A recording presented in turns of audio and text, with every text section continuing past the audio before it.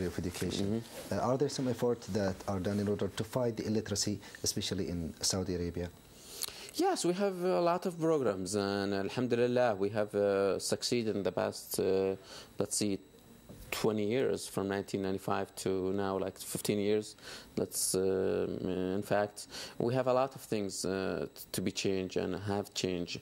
University has been increased from 7 to around 26.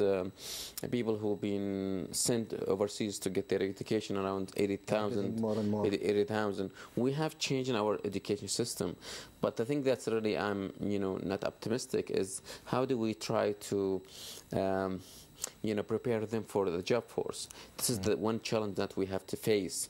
We have a lot of foreign company, we have a lot of available job, but unfortunately we have to change the mentality of those people. When they come back, they have to understand there is a lot of challenge, even if they hold higher degree from known university. This is not enough. We have to prepare yourself for the year to come, and I think we have to work hard on this. And in addition to that, we have to change our status in literacy and technology. We're still behind. Around 60%, 70% of our people use the internet. I mean, between the age of 25 to 30 to 40. But what about other peoples?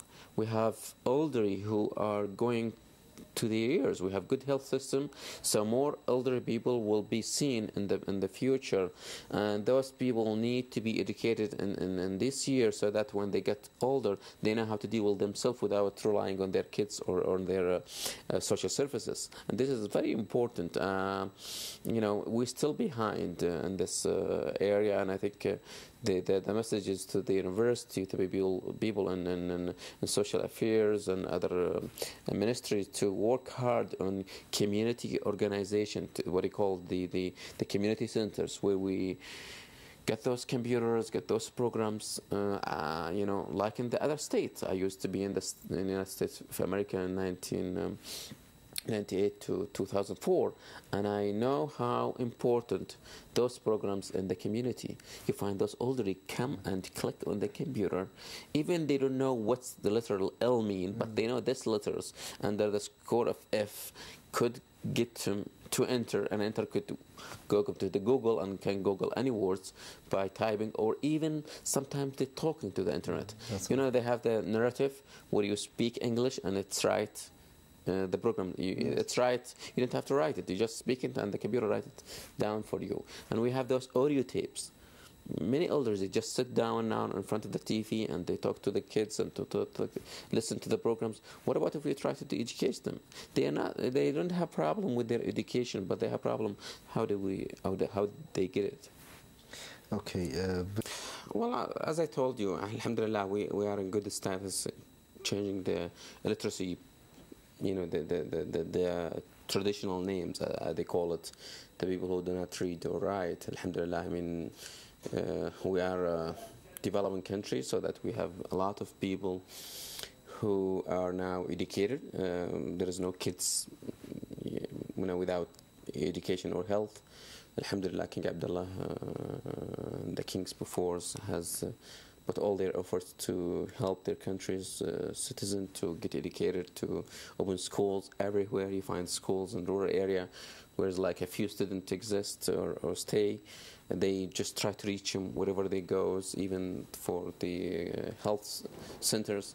So we don't have problem with this, but we have really problems with the technology literacy, let's call it. And how to use them in a positive way. And how to use them in a positive way. This is another problem, as the Jawwal and the other stuff used to, the past 2 months where we have those kind of free services.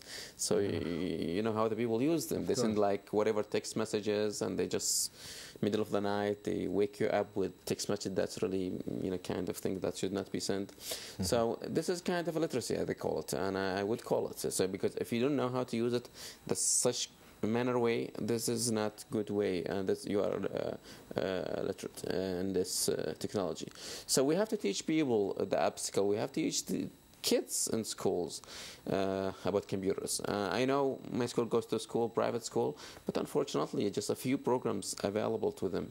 And unfortunately most of the things that we know for kids, it's like a PlayStation or PSP or Game Boy, where the kids just play games.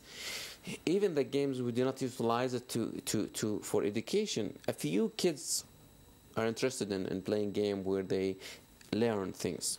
And while in the other countries, I know how hard the companies work in order to develop such programs to help the kids entertain at the same time to get educated.